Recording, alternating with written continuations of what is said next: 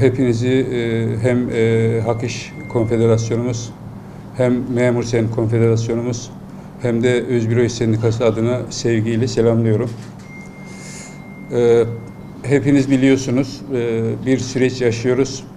1 Mayıs 2019 kutlamalarını iki konfederasyonumuz Şanlıurfa'da kutlama kararı almıştı. Ancak o gün yine hepinizin yakından izlediği gibi hepimizi derinden üzen, sarsan, çok bizi kahreden bir trafik kazasıyla mitingimizi yapamamıştık.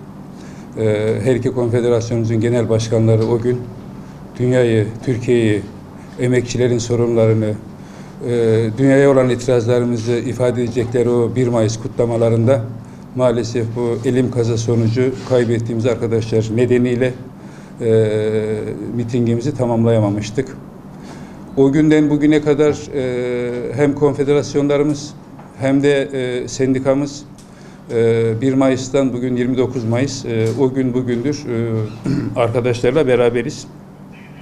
En son dün Malatya'da, Elbistan'da, Kahramanmaraş'ta ve bugün Şanlıurfa'da hastanede yatan arkadaşlarımızı ziyaret ettik. Konfederasyonumuzun Genel Sekreteri Osman Yıldız'ın başkanlığında heyetimiz hem kaybettiğimiz arkadaşlarımızın, kardeşlerimizin geride kalanlarıyla evlerini ziyaret etmek suretiyle hem de yaralı arkadaşlarımızın taburcu olanların evlerinde, hastanede yatmakta olanların hastanede ziyaret ederek bir kısım her iki konfederasyonumuz hazırladığı güzellikleri arkadaşlarımızla paylaşmaya çalıştık. Kazayla ilgili şunu söylemek istiyorum. Bizim o gün Türkiye genelinde Şanlıurfa'ya 35 bine yakın arkadaşımız geldi bu şehre. Buraya gelirken herkes çok büyük bir coşkuyla, sevinçle, huzurla, mutlulukla geldi. Sendikalarımızın tamamı bu arkadaşlarımızın güvenli seyahat edebilmeleri için gerekli her türlü donanımı, her türlü imkanı sağladılar. Ama kaderin önüne geçilemiyor. Bu aracımız kaza yaptı ve bu kazanın sonucunda 5 tane arkadaşımızı kaybettik. Araçta 18 kişi vardı. 13 arkadaşımız, kardeşimiz, üyemiz, canımız, yüreğimiz. Onlar da yaralıydı biliyorsunuz. O günden bugüne kadar hem konfederasyonumuz Hak İş ki Hak İş'imizin il başkanı Selim Bey burada, Selim Bey'in başkanlığında oluşturduğumuz kriz masası, hem bizim Özbüro İş Sendikamızın Kahramanmaraş ve Şanlıurfa il başkanlarımız, hem Hizmet İş Sendikamızın il başkanları, şube başkanları, hem Memur Sen'deki arkadaşlarımız teyakkuz halindeyiz, seferberlik halindeyiz. 24 saati bu arkadaşlarımızla, kardeşlerimizle birlikte yaşıyoruz. Yaşamaya da devam edeceğiz. Arkadaşlar şunu çok net söylemek istiyorum. Hem Hak İş hem de Memur Sen 1 Mayıs'ı genelde o bilinen bağlamından kopararak aslına uygun, esprisine uygun, karakterine uygun, ruhuna uygun kutlama geleneğini başlattı. Ülkenin bölünmez bütünlüğü, 82 milyonun kardeşliği temelinde sendikacılık icra eden bu iki konfederasyon her yıl Türkiye'nin bir ilinde bu kutlamaları gerçekleştiriyor. Bu seneki durağımız Şanlıurfa'ydı. Bu mübarek şehirde, bu peygamberli şehrinde, bu kültür sanat şehrinde, bu güzel insanların şehrinde 1 Mayıs coşkusunu buraya da yaşatmak istemiştik. Ama bu kaza bizi o kadar derinden sarstı ki ve bizi o kadar çok yaraladı ki onu gerçekleştiremedik. Eğer gerçekleştirseydik dünyaya mesajlarını her iki konfederasyonumuzun genel başkanı buradan verecekti. Dünyanın gidişine itirazımız var.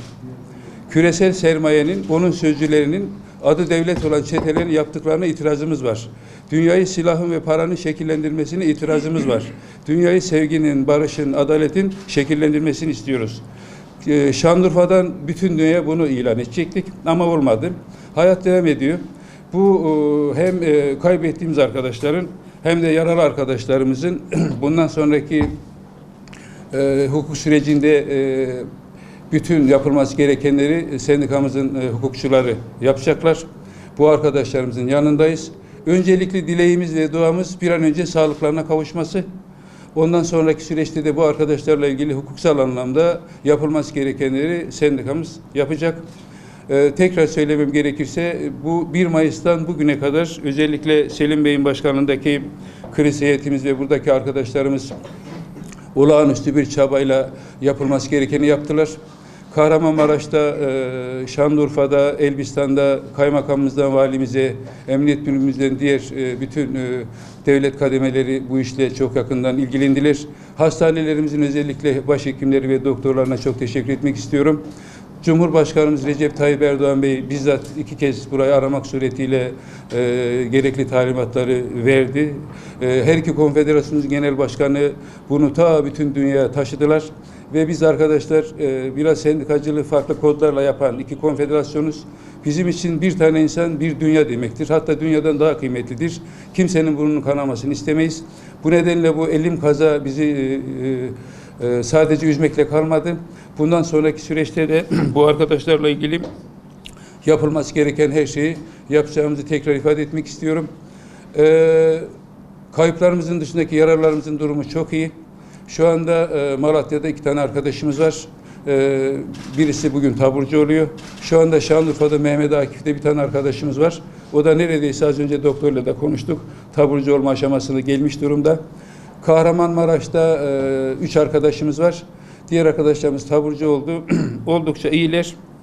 Bunların sağlığına bir an önce kavuştuktan sonra biz sendika olarak bu arkadaşlarımızla, konfederasyonlar olarak bu arkadaşlarımızla bundan sonraki süreci paylaşmaya devam edeceğiz. Şanlıurfa basınımız başından beri, yerel basın zaten çok duyarlıdır. Size de çok teşekkür ediyorum. Siz de elinizden geleni yaptınız. Bir daha böyle bir kazayı inşallah kimse yaşamasın. Ateş düştüğü yeri yakıyor. Aileler gerçekten çok kahroldular. Yani bizim üzüntümüz bir yere kadar. Ama asıl üzüntüyü, asıl acıyı aileler yaşadı. Biz hem hak iş hem de memur sen olarak o acıyı azaltabilmenin gereği neyse maddi manevi bütün bunları yapmaya devam edeceğiz. Onlar bizim sadece üyemiz değil, açık söylüyorum, onlar bizim yüreğimiz. O insanların hiçbir sıkıntısı olmaması adına yapılması gerekenleri yapacağımızı ifade etmek istiyorum.